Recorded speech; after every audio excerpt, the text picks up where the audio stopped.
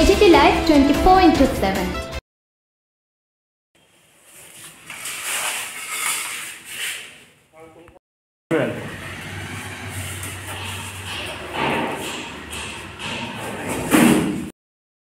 আহ্বানে সাড়া দিয়ে আপনারা যারা উপস্থিত হয়েছেন আপনাদের প্রত্যেককে আমাদের দুটি সংগঠনের পক্ষ থেকে ধন্যবাদ জানাচ্ছি।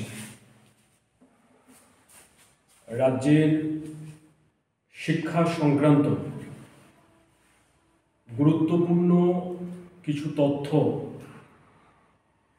আপনাদের মাধ্যমে রাজ্যবাসীর নজরে আনার জন্য এই সাংবাদিক সম্মেলন আহ্বান করা হয়েছিল। আমাদের রাজ্যের মধ্যে সামগ্রিক শিক্ষা ব্যবস্থার যে অবনমন হচ্ছে সেটা SFI TSU বরাবর বলে এসছে। সরকারি শিক্ষা বাঁচাও এই আওয়াজ তুলে আমরা বারবার পথে নেমেছি, আন্দোলন সংগঠিত করেছি এই রাজ্যের শিক্ষা ব্যবস্থাকে রক্ষা করার দাবি নিয়ে। গত 30শে ডিসেম্বর 2024 সাল আমাদের কেন্দ্রীয় সরকারের শিক্ষা মন্ত্রক এবং বিদ্যালয় শিক্ষা দপ্তর এবং সাক্ষরতা সংক্রান্ত যে দপ্তর রয়েছে তারা একটি যৌথ সমীক্ষা চালায় বিদ্যালয় শিক্ষা ব্যবস্থার উপর। তার রিপোর্ট প্রকাশ করেছে। 2 বছর পর এই রিপোর্ট মানুষের সামনে এসছে।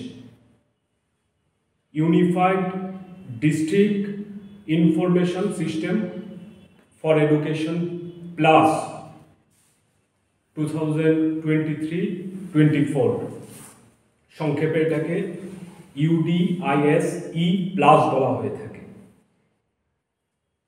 এর মধ্যে দিয়ে যে তথ্যগুলি উঠে এসছে তাতে আমাদের রাজ্যের বিদ্যালয় শিক্ষা দপ্তরের ব্যর্থতা এবং বিদ্যালয় শিক্ষার যে অবনমন ঘটছে তার সম্পূর্ণ চিত্র প্রস্ফুটিত হয়েছে। এই তথ্য প্রস্তুত করেছে ভারত সরকার। এই তথ্য সরকার স্বীকৃত এবং সেই তথ্যের মধ্যেই গোটা শিক্ষা ব্যবস্থার সার্বিক চিত্র পরিষ্কার হয়ে যাবে। আমি সংক্ষিপ্তভাবে আপনাদের সামনে বিশেষ কিছু বিষয় তুলে ধরার চেষ্টা করব। ত্রিপুরা রাজ্যে সরকারি স্কুল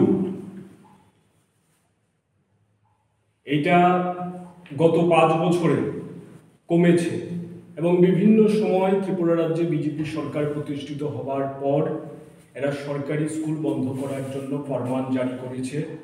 আমরা রাস্তায় নেমেছি, অন্যান্য সংগঠন রাস্তায় নেমেছে, শিক্ষক রাস্তায় নেমেছে, সার্বিকভাবে প্রতিবাদ ধ্বনিত হয়েছে।